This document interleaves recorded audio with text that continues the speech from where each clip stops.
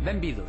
Vostedes saben que o galego está presente no ensino e, con maior ou menor forza segundo as especialidades, tamén na investigación científica. Isto que parece novo en realidade é un regreso, porque na Idade Media xa se escribiron tratados científicos de veterinaria na nosa lingua. Empezamos. Hai apelidos e nomes de lugar que só teñen unha sílaba e que para moita xente son opacos. Un deles é o apelido e topónimo Diz. Houbo quen o considerou irmán do francés Denis e polo tanto fillo do latín Dionysius e neto do grego Dionisos. Pero consta que este Diz é o mesmo que Díaz. O lugar de Diz, en Santa María de Dozón, aparece como Díaz nos séculos XII e XIII. Polo tanto, Díaz e Diz son patronímicos, como Dídiz, que proveñen de Didaqui, xenitivo de Didacus, que por outro camiño deu o nome Diago ou Diego, nome que nada ten que ver con Santiago.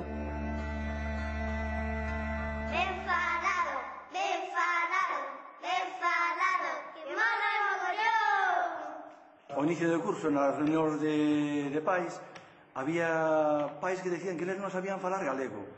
E eu dixen, como que non sabedes falar galego? Estades falando galego todos os días na casa, e vos dicides que non sabedes falar galego?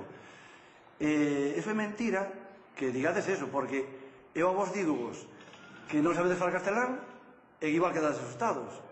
E eu se vos pregunto, como se dixesta en castelán? Fago esa pregunta, ninguén me responde porque non saben. E por iso non sabedes falar castelán? Non, sabedes falar castelán. Por iso sabedes tamén falar galego. Que non saibades unha palabra, un tecnicismo, pero bueno, eso son niveles de linguaxe que non ten nada que ver con saber ou non saber galego. Vos sabedes falar galego e debedes manter ese galego que aprendestes e mamaste.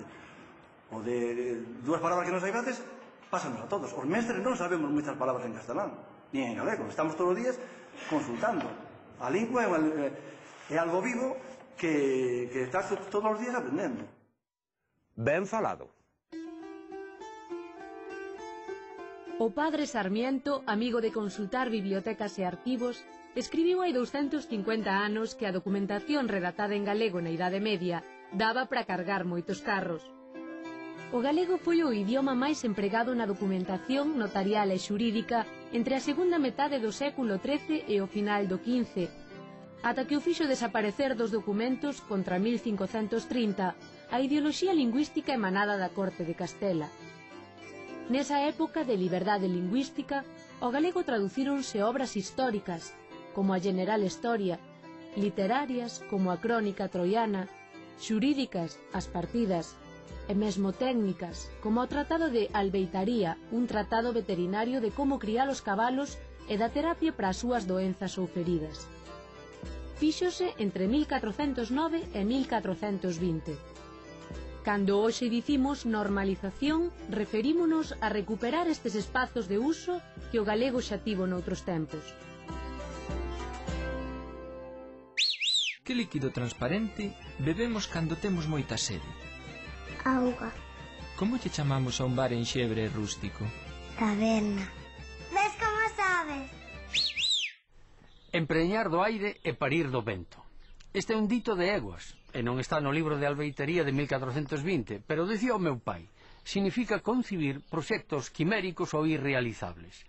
De onde ven isto? De moi vello. Os antigos gregos dicían que os países que teñen o mar do lado occidental, o vento do oeste, o céfiro, fecundaba as eguas, entón estas eguas destes países, como a tal Galicia, eran as máis veloces do mundo.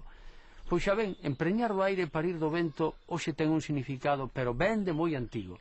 Miren o misterio dos nosos ditos. Ata outro día.